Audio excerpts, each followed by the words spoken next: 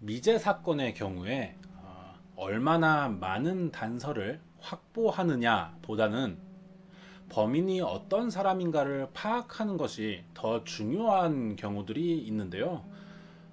이미 단서를 확보하지 못해서 미제 사건이 된 것이고, 남은 수사 방법이라고는 가능해 보이는 범위 내에서의 추측들이 주가 되겠죠. 범죄 현장에서 해야 할 프로파일러들의 현재 역할 중 하나가 되지 않을까 싶습니다. 2001년 12월 21일 오전 10시였어요.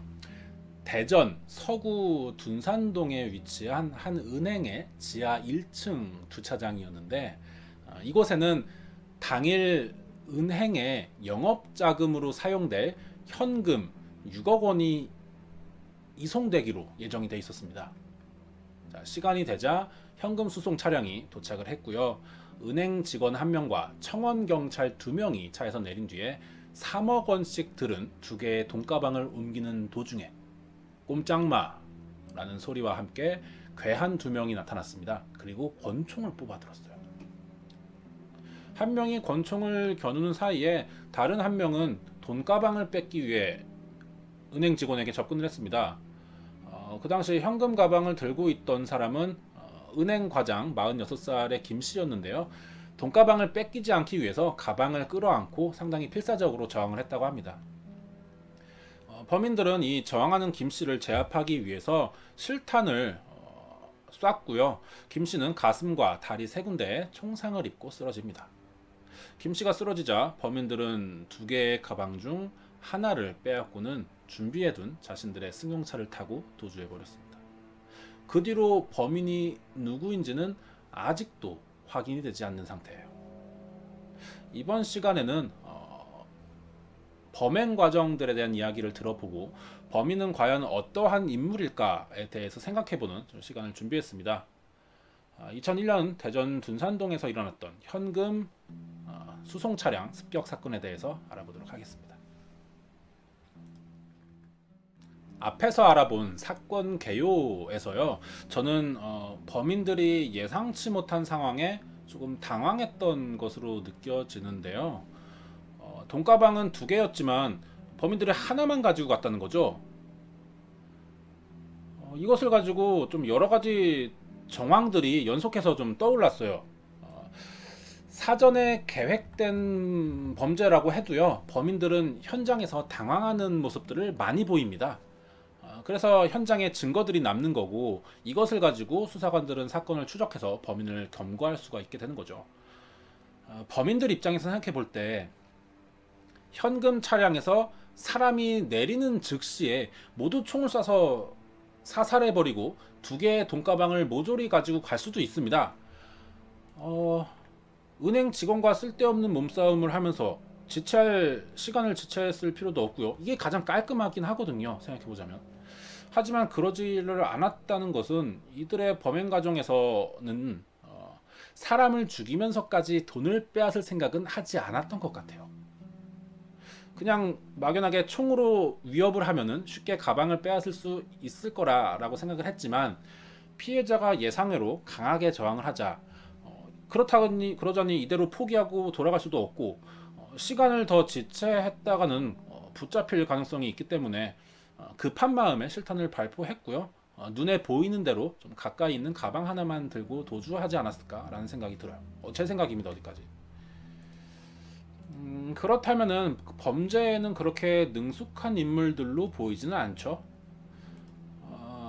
차에 내려서 좀 그 직원과 은행 청원 경찰을 위협하던 사람이 2명이었으니까 아무래도 범인은 3명이지 않을까 싶습니다. 차를 빠르게 타고 도주하기 위해서는 운전석에 앉아있는 사람도 1명 있었을 거예요.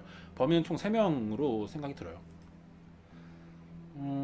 범인에 대해서 조금 더 생각을 해보면은요, 이 사람들이 그렇게 범죄에 능숙하다라고는 볼 수 없을 거예요 같아요. 이 정도 스케일의 범죄는요, 처음이지 않을까 싶습니다. 은행을 대상으로 하는 이런 범죄는.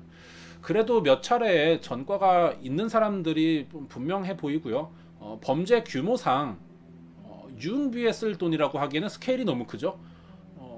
술집에 갈 돈을 놀고 노는데 사용할 돈을 빼앗기 위해서 경찰을 상대로 아니 은행을 상대로 이러한 범행을 저지르기는 좀 무모하다는 생각이 들고요. 그럼 거액의 돈이 필요한 이유가 있을 건데 아무래도 이 돈을 가지고 좀 잠적하려고 했던 목적이 컸을 것 같아요. 그렇다면은 이미 여러 차례의 전과로 인해서 수배가 내려진 사람들이지 않을까 이런 가능성이 있다는 생각이 듭니다. 범인들이 총을 쏘고 도주를 했죠. 이 총에 맞은 그 은행 과장 김 씨는요 병원으로 이송됐지만 결국 사망을 했어요. 총기 사건까지 들어있는 겁니다. 이 사건의 가장 특이하고 놀라운 점이 이 부분이죠.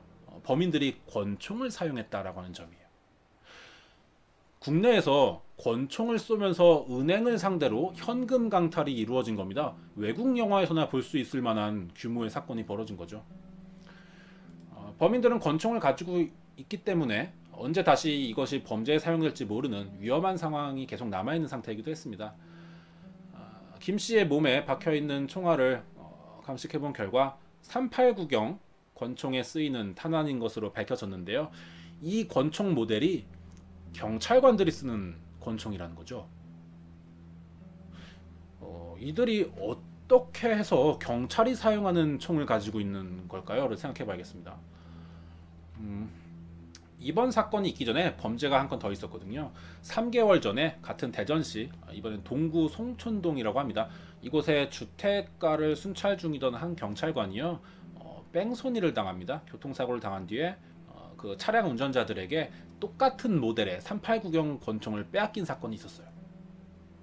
정리하자면은 같은 해 3개월 사이에 대전에서 경찰관이 뺑소니를 당해서 총을 뺏겼고 은행 직원은 총에 맞아서 사망하는 사건이 발생했습니다. 이 두 총이 같은 모델이라는 거죠.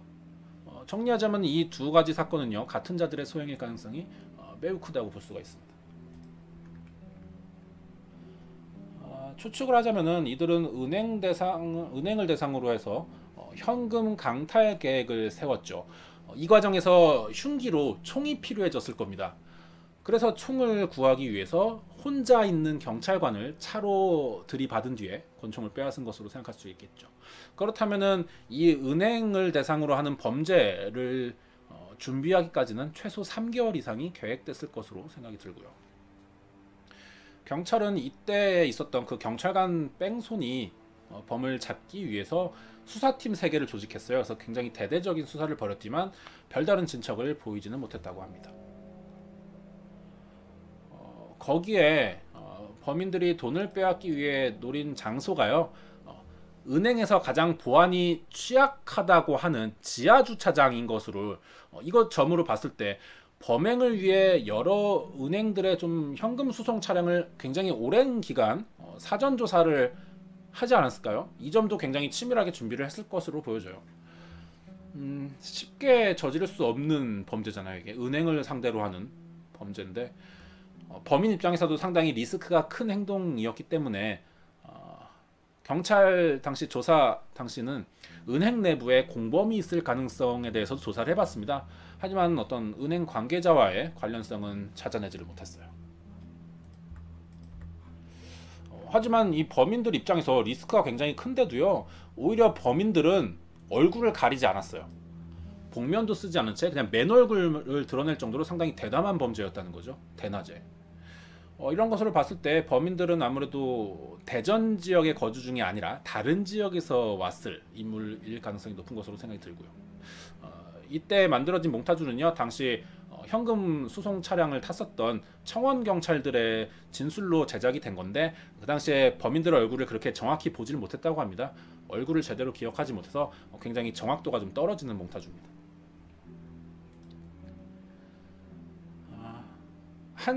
이 용의자들에게서는 지금 3가지 범죄가 이어져 있죠. 차량 절도, 경찰관 뺑소니, 은행을 상대로 한 현금 강탈. 차량은 경기도 지역에서 도난된 차량으로 밝혀졌었거든요.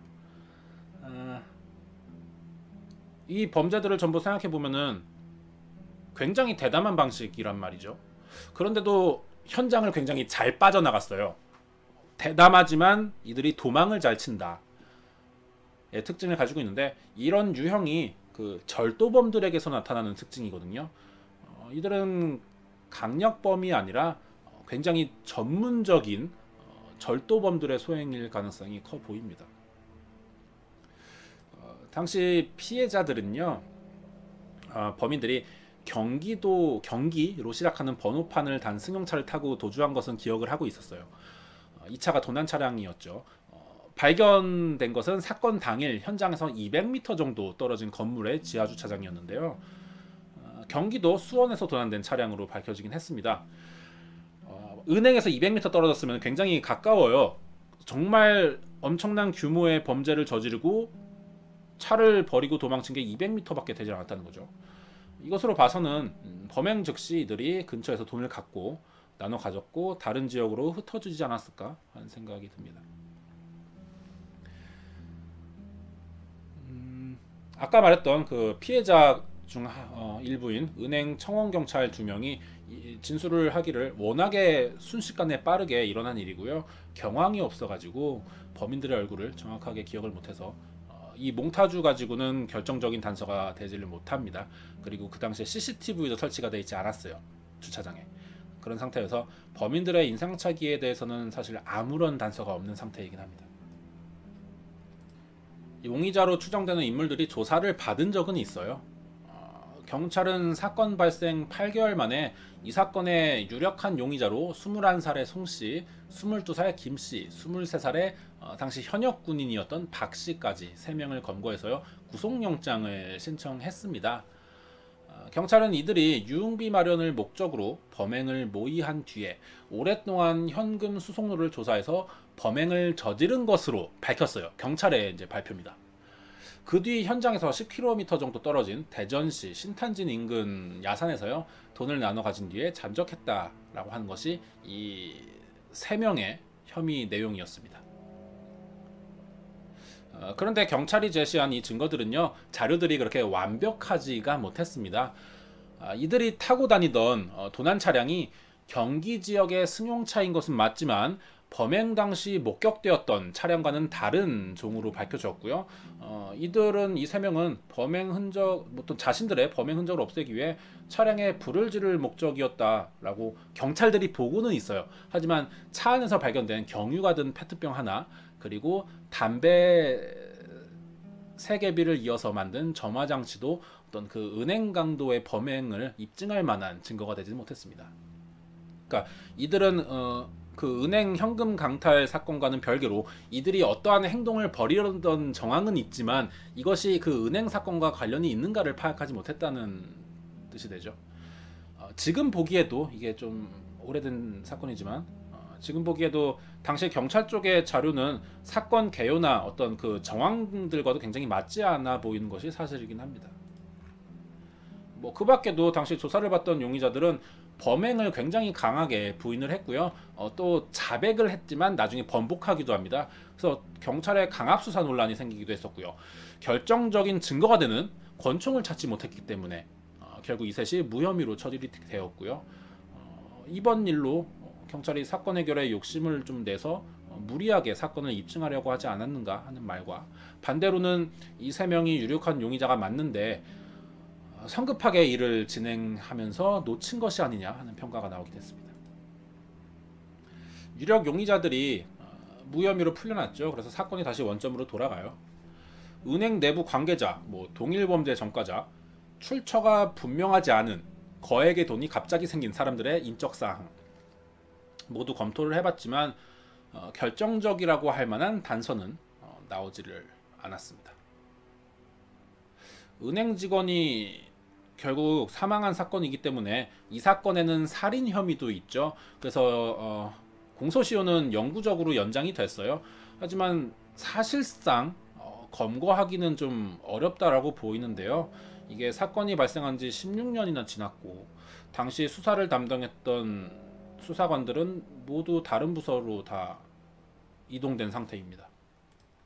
당시 이 사건을 조사한 경찰 수사 자료가요 1톤 트럭을 가득 채울 정도가 현재 남아 있고요. 그 당시 시민 제보만 300여 건, 통화 내역을 조사해 본 것만 20만 건이 넘습니다.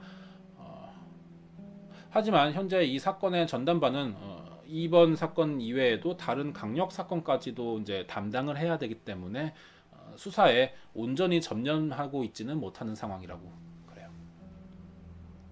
이 사건이 있고 나서 대전에서는요, 현금 수송 차량을 노리는 범행이 연쇄적으로 발생합니다. 2003년에는 같은 대전에서 현금 4억 7천만 원이 탈취당한 사건이 있었고요. 또 한 번은 8억 7천만 원 태평동 사건, 이런 것들은 봤을 때 좀 이번에 이야기하고 있는 사건들의 범인들이 좀 개입하지 않았을까, 이런 가능성이 상당히 높은 연쇄 범행이죠. 이렇게 추정을 되고 있지만 이 세 사건 모두 범인 검거에 실패했어요.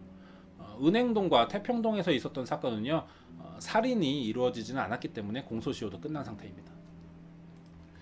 아직까지도 이 실탄이 들어있는 이 권총의 행방을 찾고 있지 못하고 있는 상황에서 금융기관의 어떤 현금 수송 차량은 여전히 범죄에 계속 노출되어 있을 가능성이 남아있죠.